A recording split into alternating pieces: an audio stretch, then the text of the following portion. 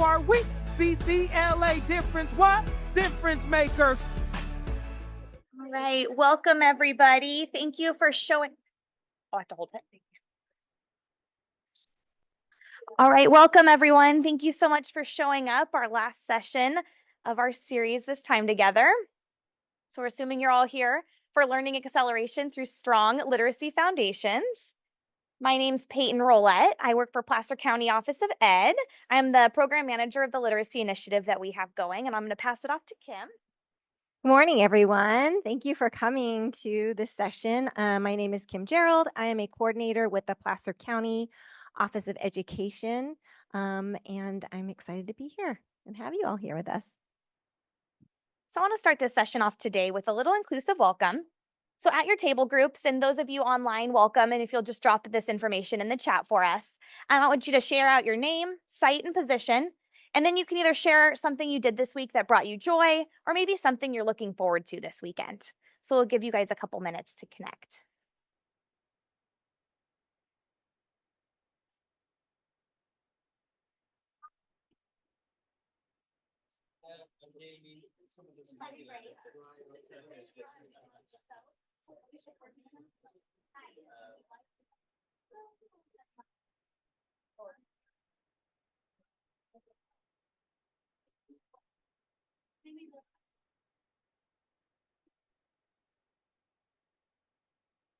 I've got a busy weekend, busy next few days.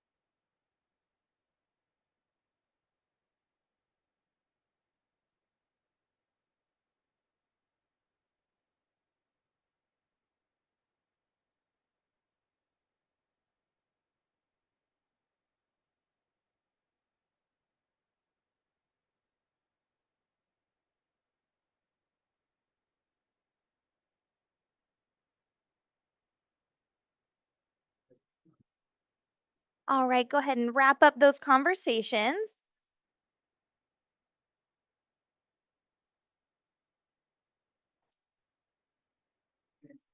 All right, does anyone want to share out something this week that brought you joy or something you're looking forward to this weekend?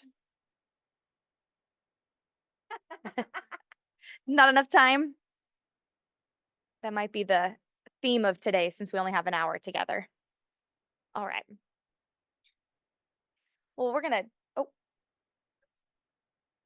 dive on in. So our agenda today, we went through our inclusive welcome, introduced ourselves. We're going to talk a brief overview of learning acceleration and what it is, talk about California's data in literacy and where we're at currently. We'll go over a couple reading models and a diagnostic flow chart, talk a little bit about some strategies then that you can take back to your learners. We're going to go through some orthographic mapping, a word study, and then wrap up our time together with an intentional close. All right, and with that, I'll pass it over to Kim.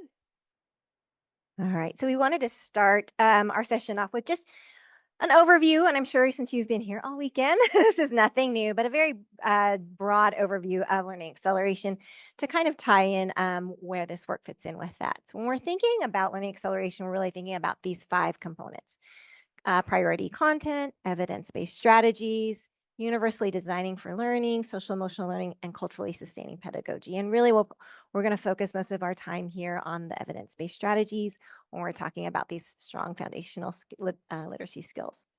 So when we think about learning acceleration, we want to hone in on this idea that learning acceleration really is a shift in mindset. So when we think about students reaching their potential, to reach that potential, struggling students really do need the most powerful, effective instructional practices that research and practice have to offer. Accelerating students as a method of boosting academic achievement is as much a shift in mindset as it is in instruction. So we really have to kind of take a different perspective of how we're viewing this, how we may be supporting our students in classrooms. So when we're thinking about that shift, we want to keep in mind that we want to design our instruction to really meet learners where they are in their learning. And we want to use those evidence-based approaches to really enable the pupils to make strong, rapid progress in their mastery of knowledge and skills, as well as utilizing individual or small group instruction that use well-grounded methods and those just-in-time scaffolds and differentiation that really meets their learning needs. Okay. So why is this important?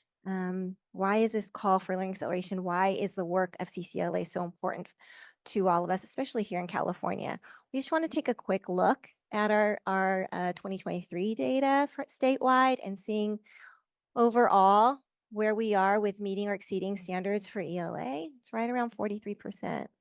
But when you look at all of the other groups up here, what's something that is just an aha or a noticing or something that really jumps out at you? And feel free to just raise your hand and speak at what you're noticing. Or in the chat, put it in the chat.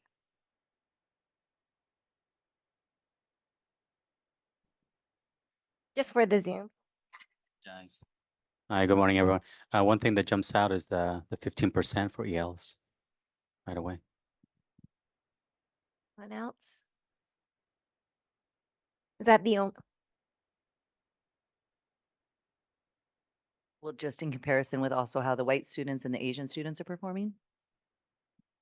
So some significant discrepancies, right? And when you put it up in comparison, it's pretty daunting, but not impossible. So a little bit of background information. We see our data. We also think about, okay, what is it that we can do? What is it we can do, and how do we approach our instruction for these students to really close those discrepancies? When we think about how our learners come to us, we look at the ladder of reading and writing. And what this really does, it's a nice graphic, and it's by Nancy Young, and it really demonstrates, and I'm sure as I kind of go through these groups, you're going to say, oh yeah, I remember when I was teaching or in my current class, I had students like this. How many of you had a student who just came to you, maybe in kindergarten or first grade, that was just knew how to read, right? I mean, just came in as a reader, could read Magic Tree House, no problem. Okay, that's about 5 to 10%. We have learners who are like that. Reading just seems effortless to them. Also, within that top tier of the dark green and the light green are students where learning to read is relatively easy with some broad instruction. So what you're giving them maybe in your curriculum is enough. They can learn to read with that kind of support.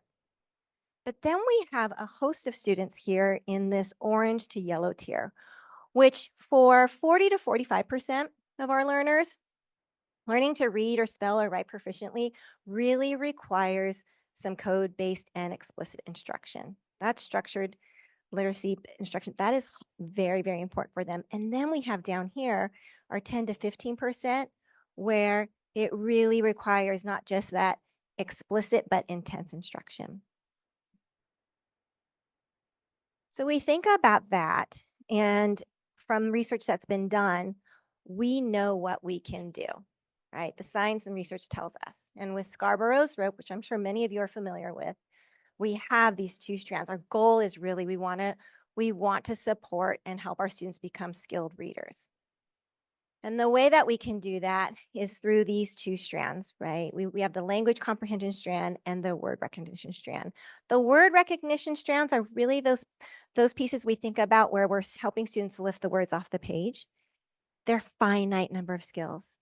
They can be taught explicitly and they can be taught to mastery. A little different up here, when we're talking about language comprehension, it's really those meaning-making strands. Those are infinite. With new learning, we cannot possibly know every single vocabulary word in the world. I mean, it's an infinite. Our background knowledge grows as we have experiences, all of those things grow. So those are infinite, but that we need both. It's not typically we focus here, but we need both. Okay. Another model you might be familiar with is a simple view of reading. And it is another research-based framework, much more simple, that really explains reading comprehension as the product of two components, word recognition and language comprehension. And I think what is most helpful about this simple graphic, especially if you're taking this back to staff members or your grade level, is just thinking about the components are multiplicative rather than additive. So that either one, if there's a limitation in either one, that's going to preclude our goal of reading comprehension. Okay. So I want you to take a moment because we have the smartest one in the room is the room. And I know we have a lot of experts in the room. So I want you we want to give you a moment to consider the two models that were discussed. Either today or in past learnings, what has resonated with you as you've gone through your learning about Scarborough's rope or the simple view of reading? What wonderings might you have? What is resonating with you or in the past has resonated with you? And in what ways might you begin to shift your approach or already have shifted slightly your approach to literacy instruction in your classroom just based off of what we now know from our models? So take a few moments to do that. Our Zoom room, go ahead and take a few moments to think about that and individually reflect, and then add any of your comments into the chat. Here in the room, we'll just have our conversations at our table and we'll come back in a couple minutes.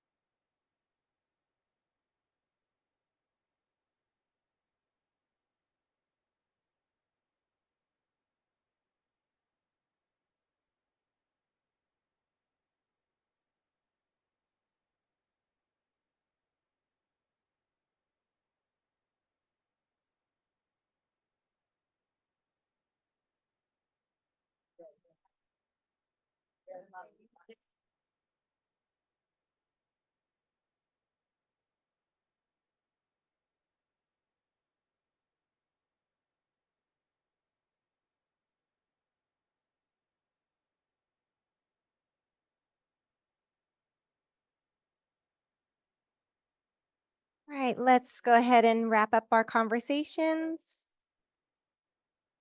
We'll come back together in 5, 4, 3, 2, and 1. As I was just roaming around the room, there are lots of great cross table conversation. Is there anything that was talked about at your table that you would like to lift up for the benefit of the whole group? Because there's a lot of great conversation happening.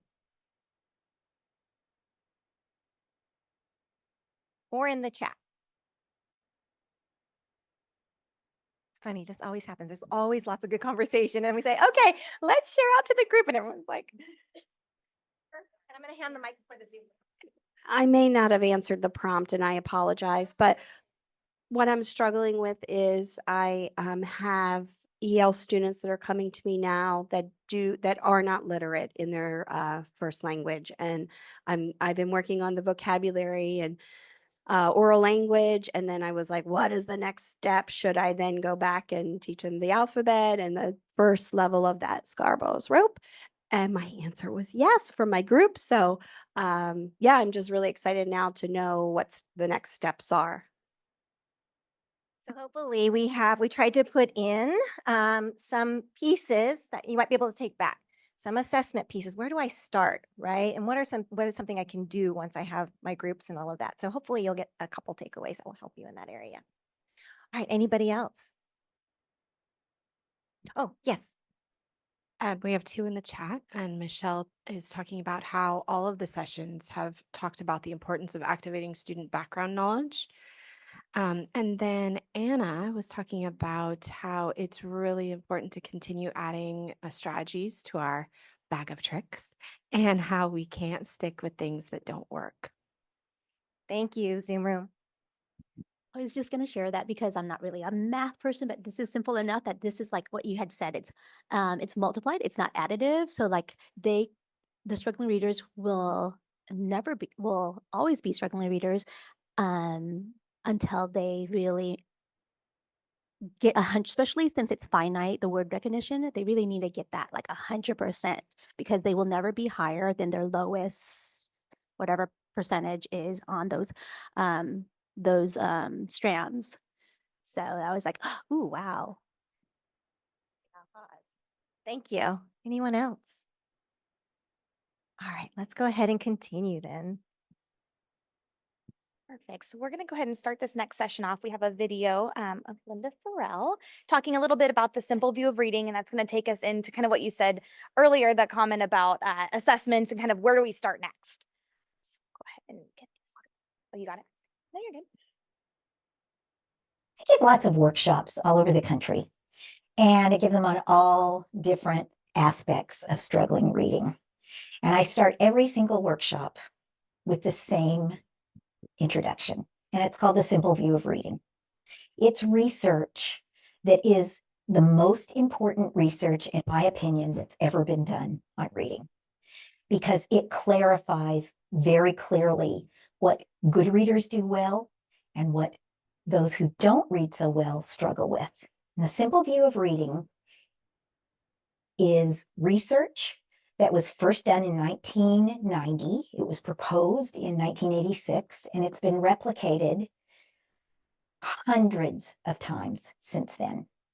People have tried to disprove it, and they've tried to prove it. They can only prove it. They cannot disprove the simple view of reading. And what it says simply is that reading is made of 2 components: decoding and language comprehension. In order to be strong at reading comprehension, you got to be strong at decoding, and you got to have background knowledge and understand the words that you're reading. If you are the most brilliant person in the world and you understand physics and you can draw pictures and you can't decode the words, you can't achieve reading comprehension. you only have language comprehension. Decoding is also a critical skill. You must be able to read the words accurately. I work in Africa sometimes, helping develop programs for languages that children in rural Africa speak. They are languages I don't speak. Fulfulde, Kanuri, Wolof, Pular. They have what's called a transparent orthography. That means one letter always spells the same sound, not like English where one letter can spell a number of sounds. I can decode those languages perfectly. You tell me that a C spells ch, and I can read any word because the vowel A always spells ah. The vowel O always spells O. So I can read cho. I don't have a clue what those words say. I don't know one word in Wolof, but I can read a whole page. I can decode a whole page. So I've got decoding, but I don't have any language. I can't get to reading comprehension. So the simple view of reading tells us two things. We have to be strong in decoding, and we have to have strong language knowledge. We have to know something that helps us know what the words are. Researchers all know about the simple view of reading. Teachers don't know about it. And it's the most important thing that teachers, if they would understand that students must be strong decoders, that means you don't guess your way through material. You can decode unfamiliar words. It means that you know what you're reading about. They would understand then that if you have a tier 2 student, meaning that student has a little bit of reading problem, not a severe reading problem, they would not say all tier 2 students go into the same program. Whoa, you're a tier 2 student and you're in 3rd grade. We're going to put you in Read Naturally. Read Naturally is right for some students, but we don't know because all we have is that they're a tier 2 student, meaning they're behind in reading comprehension. We got to dig further and find out, is that a decoding problem or is that a language problem? And we teach those two things separately, and we test those two things separately. And that's something that teachers, they don't carry that with them. And if teachers could carry that with them, they would, number one, know they've got to teach decoding until it's very strong. They cannot let kids guess their way through text. The second thing they would know is that when a student isn't performing as well as we want them to, we don't say what's wrong with their reading comprehension. We say, I wonder if the problem is decoding or language comprehension. And that is the most important knowledge that we have from research that is absolutely applicable to teaching that teachers don't know about. So something we want to start thinking about and bringing to the forefront when we're hearing people walk around campus, oh, so-and-so student struggling with reading. Well, what is it that they're struggling with? Or word recognition or language comprehension? So we have a little flow chart, a diagnostic flow chart to identify a targeted area of need. So looking up at the top right, we have our main goal here is of comprehension, right? They can read a text. If that's at grade level, then we're good to go and you can continue working on grade level curriculum.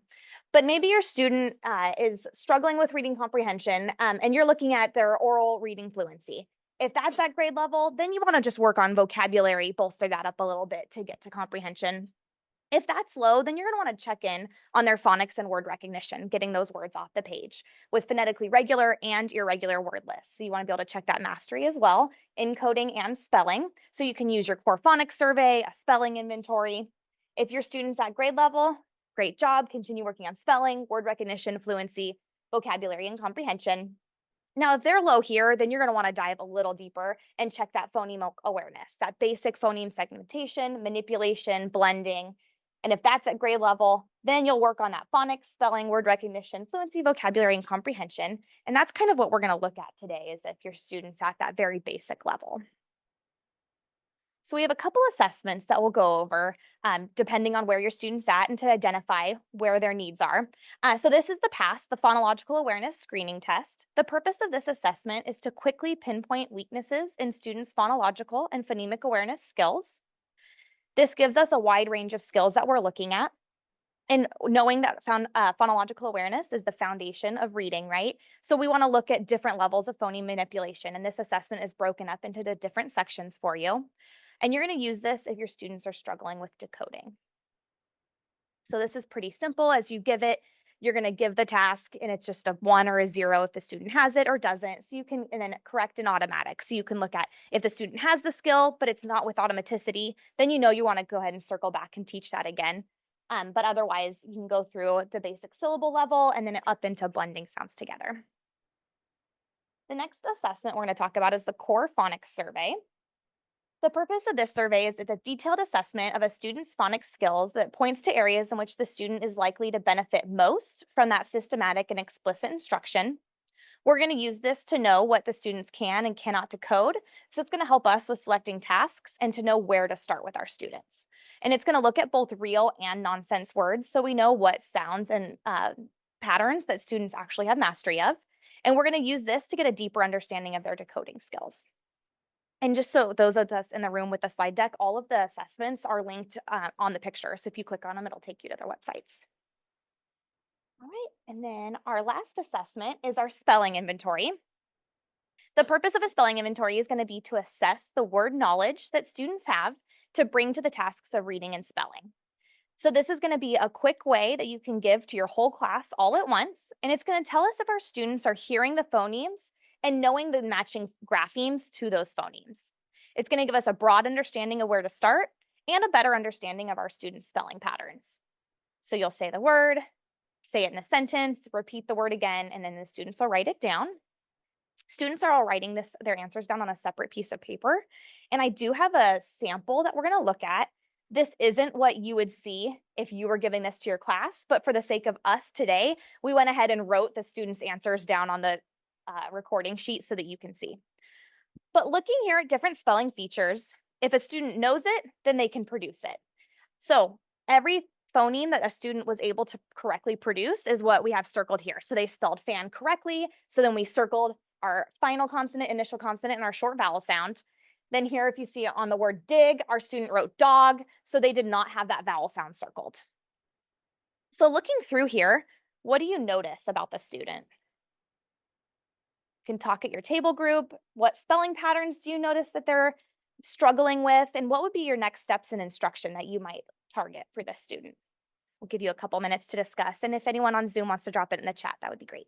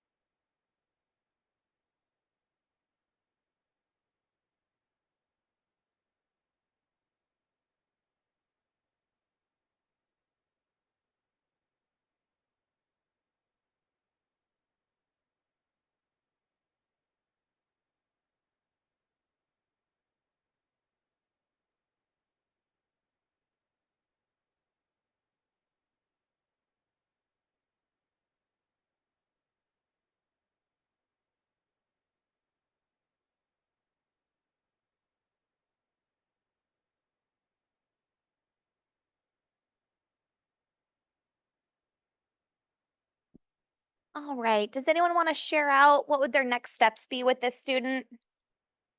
Or in the Zoom, anything in the chat? Yeah.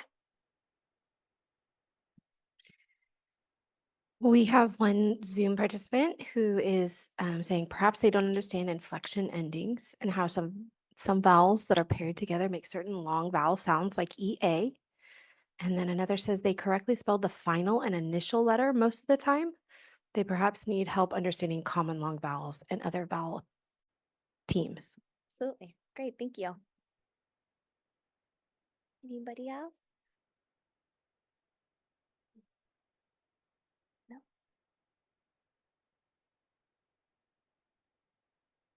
They need to focus on the short vowels I and U, and then they need a little review on the TH for the digraphs, and then I'd jump into teaching them blends. Perfect. Thank you. Alrighty. So now for the exciting part, we'll dig into some strategies. But before we do that, we are going to talk a little bit about some strategies, but we did want to talk a little bit about how the brain learns to read and thinking about this idea of orthographic mapping, because for me to understand orthographic mapping is one of those pieces of information that once you understand it, there's an automatic shift in possibly how you're thinking about your instruction. It's that important.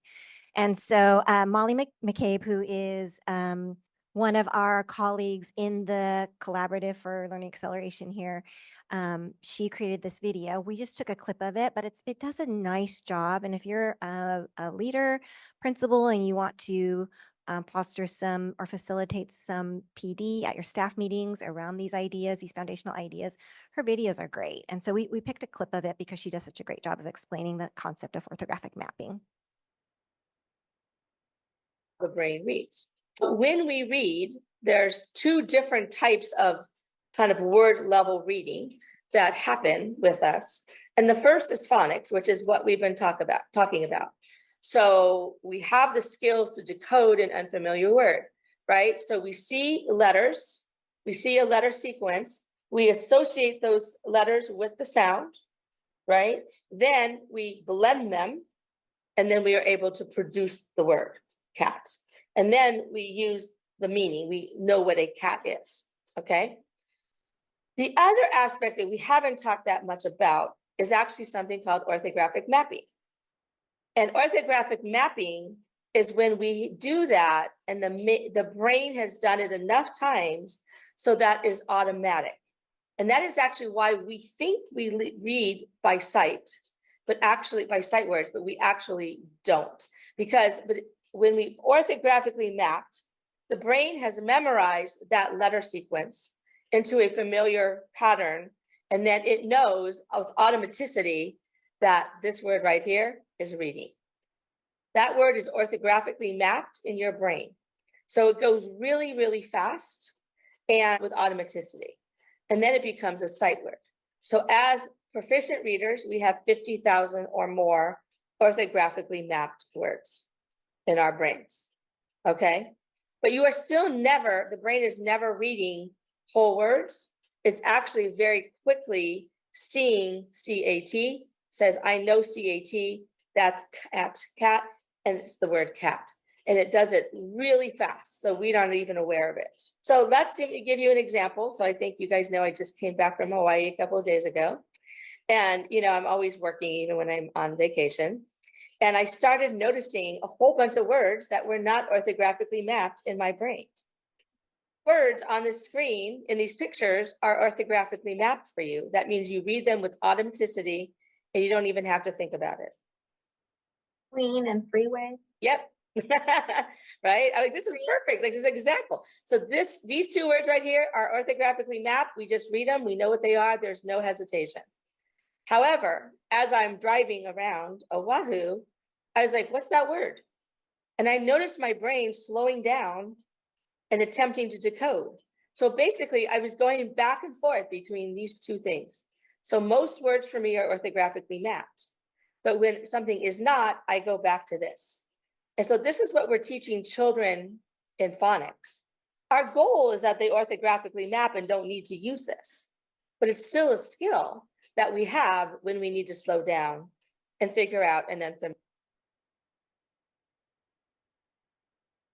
We thought that the example with the signs in Hawaii was a perfect example, right? Of flipping back between the two.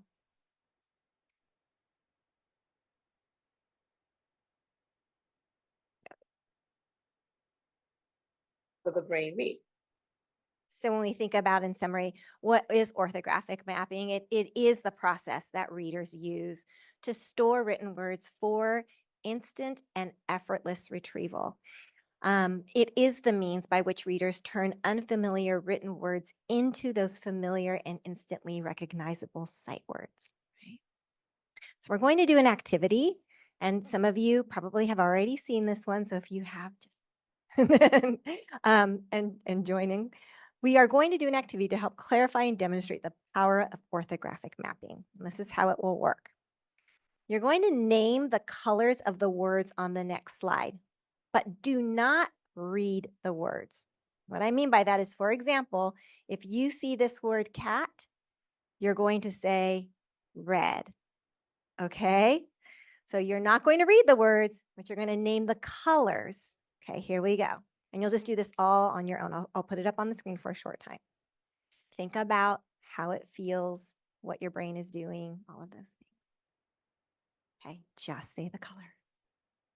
And as quickly as you can.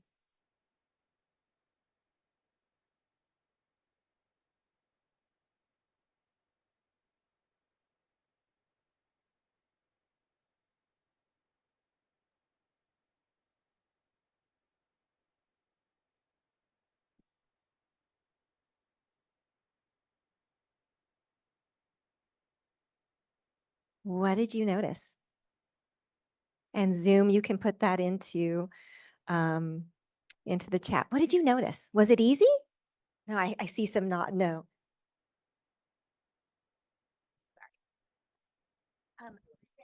Well, I was in the beginning, I definitely had to think about it, but by the time I got to like the first purple, my brain had already gone into automaticity.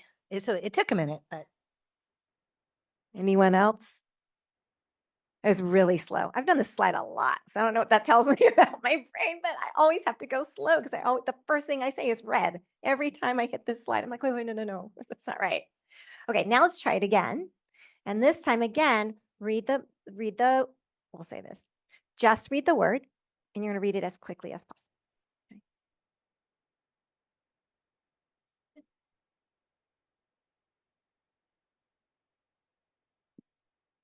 How is that? Is it harder? Easier? Easier, right? Those words are orthographically mapped. Okay, so the retrieval is automatic for you. These are words that you have all orthographically mapped. When we went to the color, that wasn't the case. So you were actually telling your brain to do something contrary to what it has already orthographically mapped with the words, which made the time to read or to say the color even slower. Okay. So some couple of ideas or strategies that you might want to incorporate in your classroom. Payne's going to go through one of them. Yeah, so here's a strategy. We can use some Melkonen boxes to work on that orthographic mapping for our students. And we have a video to demonstrate, but the strategy is called Tap It, Map It, Graph It. And it's a fun activity to use with our students. Let's see. Help your students orthographically map their words. Let's start with a phonetically regular word like cat. The first thing you're going to do is tap it, map it, and then you're going to graph it. When you tap it, you're going to say each sound in the word. Before you start, make sure your student knows the meaning of the word. They need something to attach all of this new learning to, and that's why vocabulary is so important to the reading process. Your student knows what cat is. They already have the meaning. They're bringing that part into as you're doing the orthographic mapping process. So then you can go ahead and move on to the phonemic part where we're hearing each individual sound. Have them tap each phoneme or each individual sound in the word to hear all the separate phonemes. K, a, t. Then we're going to map it. K, a, t. Finally, we're going to graph it. I call it graph it because the letters that represent the sounds are called graphemes. So let's go ahead and graph the word by finding the correct grapheme for each sound. C is the grapheme in cat that makes the k sound. K. Ah. T. The word is cat. What you're doing in the orthographic mapping process is helping students connect the sound that they hear in the word to the grapheme that they're going to see, read, and write. Now let's try it with an irregular word. It's going to be the same process. We'll just take a little bit more time to pay attention to those irregular sounds. So first we're going to tap it. What? W, t. Then we're going to map it. W, t. Then we're going to graph it. W, WH together are the grapheme that matches that W sound in what? W, t. Then you might ask your student, which sound is tricky or irregular in that word? And they would find the A because it sounds like a short U, but it's not, it's an A. They might underline it, write it in a different color, circle it, put a heart around it, whatever they like to do to help their memory that that's the tricky sound. They can table write it in the air, trace the letters. All of those multisensory techniques are going to help them with this process.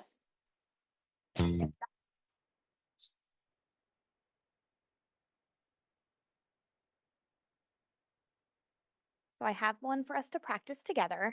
And I like to go a step beyond just the tap it, map it, graph it. I like to add the zap it so that we're all reading the word together at the end. So we're going to practice, if you guys wouldn't mind. The word is clap. So go ahead and say the word clap. All right, let's tap the word clap. Fabulous. All right, and then we'll map it. So go ahead and say the sounds with me. Fabulous. Then we're going to graph it. And then zap it, and we'll read it together. There we go. All right, and then same thing with our next word is going to be the word switch. And for the purpose of this lesson today, we're breaking these blends up. If you've already taught blends and you want to teach that sound or use that sound as one, you absolutely can. Just be kind of aware of how you're doing it in your lessons in your classroom. So the word is switch. Go ahead and say the word switch. Tap the word switch. Good, and then we'll map it.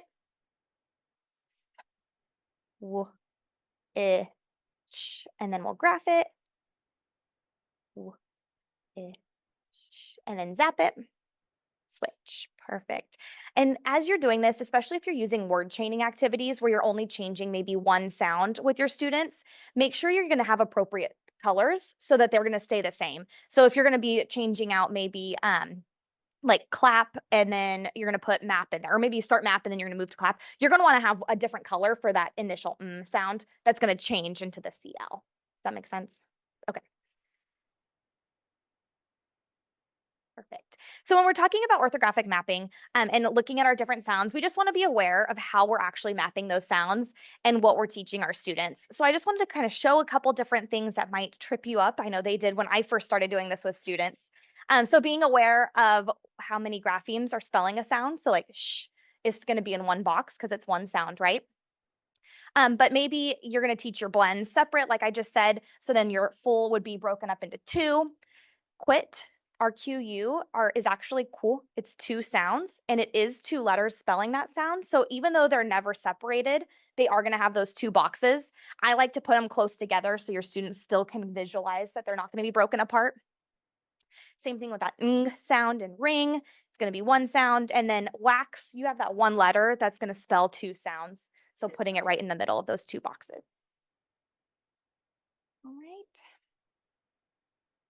And then there's a couple different ways that you can use your orthographic mapping in multimodal ways. You can do arm tapping.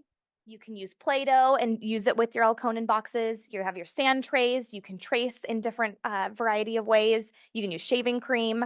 My students love the screenwriting. You use a crayon on one of those plastic screens. And then once you're done, you can use your finger to trace over it. So then you're still getting that texture days to come after the activity, which is a great way to bring some of that engagement in for our students. Right, so let's take a minute And just reflect on that activity that you engaged in. We had the reading through orthographic mapping and then the tap it, graph it, map it, zap it. So how do you help your students orthographically map words for that instant and effortless retrieval? And what activities might you try when you return to your classroom? So we'll take a couple minutes, and everyone on Zoom, if you wouldn't mind dropping that in the chat for me.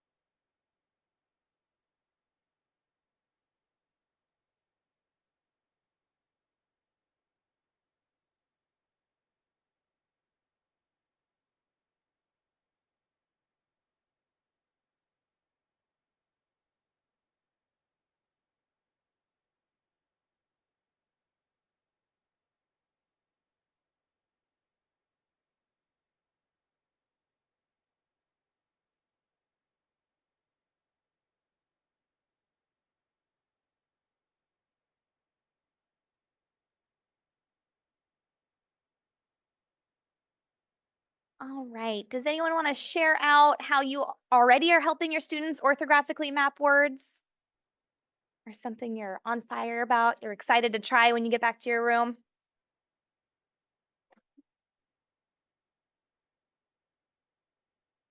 We had folks from the chat talking about the Elkin boxes and chip moving a chip for each sound and tapping and tracing the sound, just all of the different things that they were kind of latching onto. Oh, I do this, but I'm going to Good. try Awesome. something new. And one person just said that they added tapping for segmentation and students are using it independently when writing now. Oh, awesome. That's exciting, that transfer. All righty. All right, let's continue on. So the next thing we wanted to bring to you or talk to you about is word study. And word study is a hands-on approach to teaching how words work. It helps students understand the relationships between sounds, letters, and word meanings to improve their reading and writing. And why it's so important is because becoming fully literate is dependent on fast, accurate recognition of words and texts, as well as fast, accurate production of words in writing so that readers can focus their attention on meaning making. One of the reasons why I really enjoyed doing word sorts in class was because there is a game element to it. It feels like it's a game to students and it's very engaging for them. So we wanted to go through a couple different ways that you might incorporate word study. First, you're starting off with that assessment that Peyton had brought to us. So let's say if you were noticing, I'm going to do some work around short I, short U, then for your word study, you may decide to select a word sort or a group of words that have contained those short vowels. And then you would engage students in a sort where they're really sorting to help students identify those patterns within the words. Sometimes you can do it with a closed sort. So you're already giving them the categories. The categories and their specific features are provided to students. The students then sort the words into these categories, creating organized word collections. I did put a picture up here that it can also be concept. So you can take this down to concept level or even picture level. This type of sort is useful for reinforcing spelling, specific spelling patterns, phonics rules, or vocabulary concepts. So if I had a short I, short A sort, I would have the short A, short I as my headers, and then I'd have a list of words containing or examples of those and have them sort those words. An open sort, this one is really fun. Once they have the idea of what a sort is, an open sort is a nice way to elevate the experience where you provide the words. So students are given only a list of words or a stack of words with no predefined categories. They work collaboratively to analyze the words, identify common features, and create their own categories for organizing the word groups. This approach encourages critical thinking, discussion, discovery, making it ideal for exploring patterns and relationships in words. This is the one that really feels like a game. So what I would do is I would take my stack of words and I'd put them face down in a pile and I'd have one student pick it up. That student, the first one would be like, oh, I think this one goes here. And of course, there's no headings. And they'd say, why? And then the next student would pick up a card. I would do this in small group. And they'd say, oh, I think this word goes here in this column. And this is why. And they sometimes would come up with the sort that you're going to eventually lead them to, and sometimes they wouldn't. So if there was a sort with a couple different spelling patterns for long A, they may group all of those spelling patterns with 2 vowels for the long A sound in one column and maybe have a short vowel A in the other. And that's how they sorted it in the open sort. But then you can dig deeper and say, well, now let's look at the patterns in this column with all of those words with 2 vowels that make the long A sound. How might you sort those even further? Or how might we categorize those even further? They really, really do enjoy this. And what happens is they have discussions and then they say, well, I don't think that goes there. I think that all of these should go here because. And so they're really talking about the patterns that they're seeing. So some types of sorts that you can do is for our younger learners, you can always do the picture sort. Like I said, you can start out with concept sorts to get the idea. There are the pattern sorts that I talked about here. So this is the one with the OR, ORE, OAR. And then you can also have meaning sorts. So here you can see micro, mega, hyper, and super, really getting into the meaning of those words. Okay. So what we did is once they sort, I had them recorded in their journal. They always had a journal. It was something that they went home and also did at home. So I had a parent letter and they sorted, practiced their words at home. But the other piece of it, much like vocabulary, is you want to also include some additional activities for them to do. And so we'd often have the students then use the words or that pattern and play games with them. So here's a document. This is linked in the deck. And then over here are our document tabs. So there's Crazy Eights, Go Fish, concentration memory game, a word pattern matching game. And then at the bottom is a word card template. So the directions are here for you and they're all listed. And then here, if you just click, you can go to each of the different ones. And then there's a blank word card template for you so you can put all your words in there and create your own word sort. There are plenty of resources where you do not have to create your own word list, but if you did want to, it's there for you. And they can use those and they can hold these as little cards and playing cards and things like that. Okay.